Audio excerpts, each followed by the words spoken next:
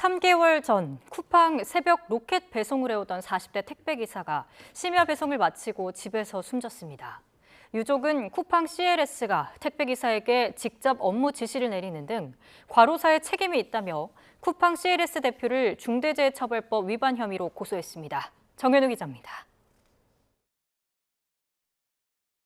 쿠팡 로켓 배송 기사로 1년 넘게 일하던 41살 아들이 새벽 일을 마치고 돌연 집에서 쓰러져 숨졌다는 소식에 급하게 해외에서 돌아온 아버지.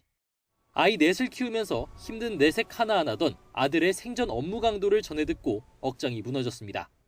일주일에 엿새를 꼬박 일했고요. 더구나 야간 일인데 야간 보통 10시간 정도 한 것 같아요. 아들을 지켜주지 못했다. 그래서 미안한 마음이 크고요. 쿠팡 CLS 남양주 지역 대리점에서 고인이 담당하던 배송 지역은 20km가량 떨어진 서울 상봉동 일대. 심야에만 3차례 로켓 배송을 신청한 가구를 돌며 왕복한 거리는 최소 100km 이상, 하루 평균 배송한 물품은 200개가 넘었습니다. 일을 해야 하는 이유가, 쉴 수 없는 이유가 그런 것들 언제든지 그만둘 수 있으니까 일을 할 수밖에 없다. 참고 해야 된다. 유족은 쿠팡 CLS에 과로사 책임이 있다고 주장합니다. 고인은 쿠팡 자회사 쿠팡 CLS와 계약을 맺은 대리점 소속이었지만 직접적인 업무 지시를 내린 건 쿠팡 CLS라는 겁니다.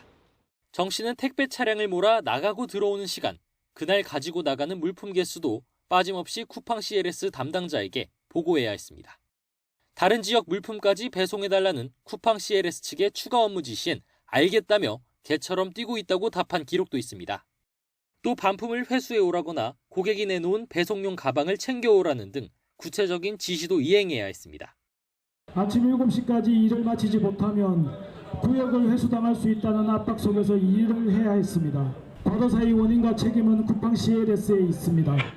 쿠팡 CLS 측은 취재진이 유족 측 주장에 대한 입장을 묻자 배송기사 등의 업무가 몰리지 않게끔 작업 시간 등을 관리할 것을 협력업체에 요구하고 있다는 입장을 밝혔습니다. 개인 사업자로서 대리점과 계약을 맺은 택배기사들에 대해 직접적인 업무 지시를 하지 않는다는 입장입니다. 하지만 유족과 택배노조는 쿠팡 CLS가 택배기사들의 업무를 실질적으로 관리 감독했다며 쿠팡 CLS 대표를 중대재해처벌법으로 고소고발했습니다. YTN 정현우입니다.